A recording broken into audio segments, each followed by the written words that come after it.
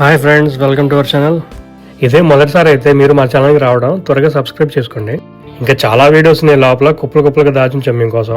Recent గా release అయిన సంప్రదాయని సుప్పిని శుద్ధ పూసని అనే తెలుగు మూవీ చూడడం జరిగింది. టోటల్ రన్ టైం వచ్చేసి 2 గంటల 20 నిమిషాలు అండ్ బడ్జెట్ వచ్చేసి సుమారు 2 నుంచి 4 కోట్ల రూపాయల వరకు ఉండొచ్చు. నా మూవీ ఎక్స్పీరియన్స్ చెప్పాలి అంటే అస్సలు నచ్చలేదు. ఇన్ఫాక్ట్ చాలా చిరాకు వచ్చింది అండ్ మెల్లమెల్లగా నా మీద నాకే జాలేసింది. ఎందుకో ఈ వీడియోలో ఎక్స్ప్లెయిన్ చేస్తాను పాజిటివ్స్ అండ్ నెగిటివ్స్ అని. అసలు ప్లాట్ లైన్ ఏంటి అంటే, శ్రీరామ్ అనే సిన్సియర్ పంచాయత్ సెక్రటరీ హైపర్ గా ఉండి తన వైఫ్ ఉత్తర అండ్ అల్లరిగా తిరిగే పిల్లోడు మిట్టు కొత్తపేటలో ఒక హ్యాపీ ఫ్యామిలీ లాగా నివసిస్తూ ఉంటారు. బట్ అనుకోని సంఘటన వల్ల అతనికి అండ్ ఆ ఏరియా ఎస్ఐ విక్రమ్ మధ్య గొడవ అవుతుంది. తర్వాత ఒక కేసులో ఇరుక్కుంటాడు అండ్ ఆ ఇష్యూ వల్ల ఇల్లు అండ్ ఊరిని వదిలేసి పారిపోతారు వాళ్ళందరూ. ఎంతకీ ఏం జరిగింది, ఆ అన్ఎక్స్పెక్టెడ్ సిచ్యువేషన్స్ నుండి బయట పడ్డారా లేదా అన్నది మూవీలో చూస్తారు. పాజిటివ్స్ చెప్పాలి అంటే అసలు ఏమీ లేవు. ఏదైనా కొద్దో గొప్ప చెప్పుకోవాలి అంటే యాక్టర్ శివాజీ గారి పర్ఫార్మెన్స్, ఆయన ఎక్స్ప్రెషన్స్ కానీ డైలాగ్ డెలివరీ కానీ సిచ్యువేషన్ తగ్గట్లు కన్విన్సింగ్ గానే అనిపించింది. సర్ప్రైజింగ్లీ ఈ మూవీకి ఆయన ప్రొడ్యూసర్ అంట. మరి ఎందుకు ఈ మూవీని ఎంచుకున్నారో తెలియలేదు.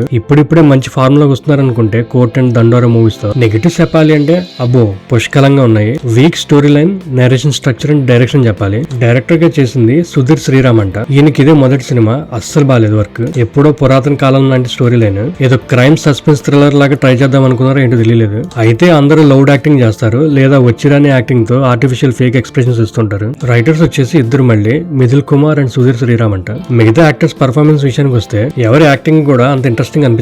ఇన్ఫాక్ట్ చాలా సిల్లీగా ఉంటుంది. ఈ ఇంట్రా బాబు ఈ ఫేక్ యాక్టింగ్ అన్నట్లు. లయ గారి యాక్టింగ్ కొంచెం ఓకేష్ ఉంటుంది కానీ మిగతా వాళ్ళు లైక్ శరత్, అలీ, ప్రిన్స్, జబర్దస్త్, ఇమాన్యుయల్, రాజ్, తిరందాసు వీళ్ళ క్యారెక్టర్స్ ఎప్పుడు స్క్రీన్ మీద వచ్చినా కదా ఇంటర్ మళ్ళీ వచ్చారనే ఫీలింగ్ వస్తుంది. ఆ నవ్వురాని జోకులు అండ్ సంబంధం లేని బిల్డప్స్. నేను మెయిన్ గా ఇరిటేట్ అయింది మాత్రం రోహన్ రాయ్ అనే కుర్రాడు సీన్స్ వచ్చినప్పుడు అండ్ తర్వాత ధనరాజ్ గారి క్యారెక్టర్ ఆర్క్ కి ఆ స్క్రీన్ ప్లే లాగే చాలా సిల్లీ అండ్ బోరింగ్ గా ఉంటాయి. ఆ ఎమ్మెల్యే క్యారెక్టర్ ఎందుకుందో వాళ్ళకే తెలియాలి. ప్రాపర్ సీరియస్నెస్ ఉండదు. వాళ్ళ గ్యాంగ్ చేసే పనులు కూడా అలాగే ఉంటాయి. మ్యూజిక్ బై రంజన్ రాజ్ నచ్చలేదు. సాంగ్స్ ఏం లేవు బట్ బ్యాక్గ్రౌండ్ స్కోర్ అయితే చాలా లౌడ్ ఉంటుంది. టెన్షన్ ని క్రియేట్ చేసే సీన్స్ లేకపోవడం వల్ల ఇష్టం వచ్చినట్లు పెట్టేశారు ఆ సౌండ్ మిక్సింగ్ కూడా. ఈయనకి ఇంతకు ముందు నేషనల్ అవార్డు వచ్చినట్టుంది జోసఫ్ అనే మలయాళం మూవీకి. Cinematography work by Rithvik Reddy కూడా అంత ఇంట్రెస్టింగ్ ఏమీ అనిపించలేదు. ఏదో టీవీ సీరియల్ చూస్తున్నామనే ఫీలింగ్ వస్తుంది మనకి. మూవీ అంతా ప్రెడిక్టబుల్ ఉంటుంది. ఏ ఒక్క సీన్ కూడా నేచురల్ గా గానీ లేదా ఎంగేజింగ్ గా ఉండదు. చాలా క్యారెక్టర్స్ అండర్ యూటిలైజ్డ్ కూడా. ఆ పోలీసులు కూడా ఎందుకుంటారు వాళ్ళకి తెలియాలి. ఏదో ర్యాండమ్ గా వస్తూ పోతుంటారు. అది గెస్ట్ అపియరెన్స్ లాగా. ఎడిటర్ గా చేసింది బాలు మనోజ్. వర్క్ ఏం బాలేదు. స్టార్టింగ్ 15 మినిట్స్ కి బయటకు వెళ్ళిపోదు అనిపించింది నాకైతే. ఇంకా మీరే అర్థం చేసుకోండి నా పరిస్థితి.